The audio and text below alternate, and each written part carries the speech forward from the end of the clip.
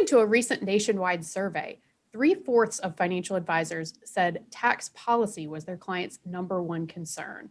So today we're going to break down some of the changes you might expect in President Biden's upcoming tax policy changes. Grayson Blazek is joining us here today, and Grayson's going to provide his insight on what we might expect. Grayson, thanks so much for joining us. Absolutely. So we know the tax code can be pretty daunting and confusing, and minimizing your lifetime tax liability is a great way to increase your financial security over the long term. So we really want to think about who's going to be impacted by this, what changes you might expect, and if it's something you need to incorporate into your financial plan or not. So the way we broke down to think about this is kind of like if you go to the doctor's office and you look at that pain scale, the doctor asks how you're feeling today. So there actually are going to be some people who are on the lower end of that scale. So no pain, happy emoji. Grayson, what can those people expect?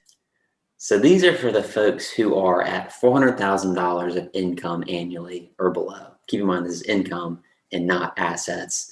They should be feeling at least the same or potentially better. And keep in mind, all of this is a what if. What if the tax plan actually gets through Congress and they actually deploy all this into actual tax law? So this is all kind of theoretical at this point. But with those with an income below 400,000, their overall tax experience at a very high level is said to be very similar to what it is today. Their marginal tax rates will be the same. There will be no tax increases for those individuals earning less than 400,000. And then on the potential happy side is some expansion or potentially new tax credits that are going to be issued. And we cover these a little bit more in more detail on the podcast, but they are the child tax credit, which we are, if you have children, you've gotten used to, but potentially a higher benefit there. Same with dependent care credit. And then a not so much new tax credit, but reintroducing a first-time homebuyer tax credit and a new credit, which is a caretaker credit, which is if you take care of family members and you provide assistance to them and you qualify, you'll get a new credit on your tax return potentially. Okay, so it sounds like under $400,000 a year, we don't have too much to concern about, may even be happy emoji at that level of the income scale. That's good to hear. So how about if we're moving up a little bit above $400,000 a year in income, maybe some mild to moderate changes there that you need to consider? How about those? Mild to moderate is a good way to put it. So this is for those people with an income between 400,000 and 1 million. There are, again, some potential changes that may come in, but the big one is higher marginal tax rates. And I'm sure we've all heard about this in the news to some extent, but it's reverting back to pre-2017 tax law, going from 37% marginal tax rates today, going back to 39.6%. So 2.6% increase on your marginal tax rate. So keep in mind, this is for each additional dollar earned above 400,000, you'll be paying 2.6% more tax on just that dollar. It's not your total tax, it's just on the amount over 400,000. So that again is a marginal increase to your overall taxes if you have a high income. There is the potential for the Social Security tax to be sort of reintroduced in a way. Currently, if you earn more than 142,000, they actually stop withholding Social Security tax. If Biden's tax plan in its current form gets through, there's going to be a donut hole from about 142 to 400, and then over 400,000, you'll actually start to see Social Security tax start to be withheld again, which is a 6.2% tax. So that can get fairly costly potentially.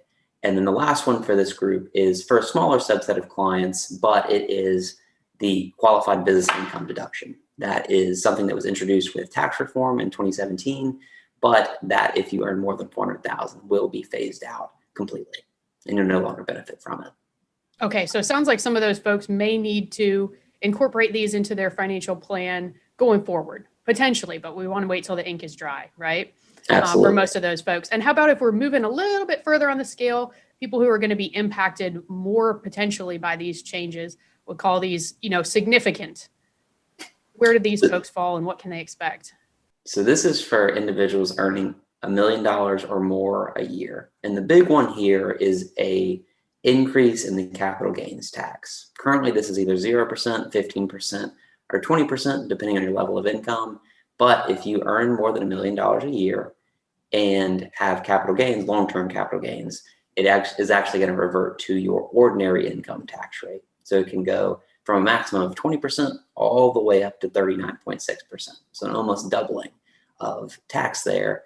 And this isn't just for people who regularly earn more than $1 million a year. This can be for individuals who have a kind of a large upcoming one-time liquidity event, like a business sale or an investment property sale. And there's a lot of planning that would need to be done in anticipation of that, which we cover a little bit more in the podcast, but this could get very costly for an individual at this high income level. Okay, so that's something, if you earn over $1 million a year, Grayson, what I'm hearing is you should start thinking about incorporating some of these adjustments into your financial plan and how you're going to adjust for those. Maybe there's some things you want to think about doing before the end of 2021. But again, we're speculating right now, and a lot of these numbers could change as these are negotiated. That's right. It is speculation at this point, but I think it's always good to plan ahead and start to wrap your head around what you can do potentially to lessen the pain a little bit. And also thinking we always want to make sure we don't let the tax tail wag the dog. Investing for the long term is always a great strategy. Earning more income is typically a great strategy as well, even if you end up paying a little bit more tax dollars on those additional dollars of income. So Grayson, thanks so much for joining us today. For all of our listeners, be sure to check out our website. You can download a customized flowchart. I have one laminated here on my desk to determine how Biden's tax changes might impact you. And if that's something you want to talk to your financial advisor or your estate attorney about. We have a lot more resources on our website to help you enhance today and enrich tomorrow. Want to make sure you don't miss the next episode. Please subscribe. Thanks a lot.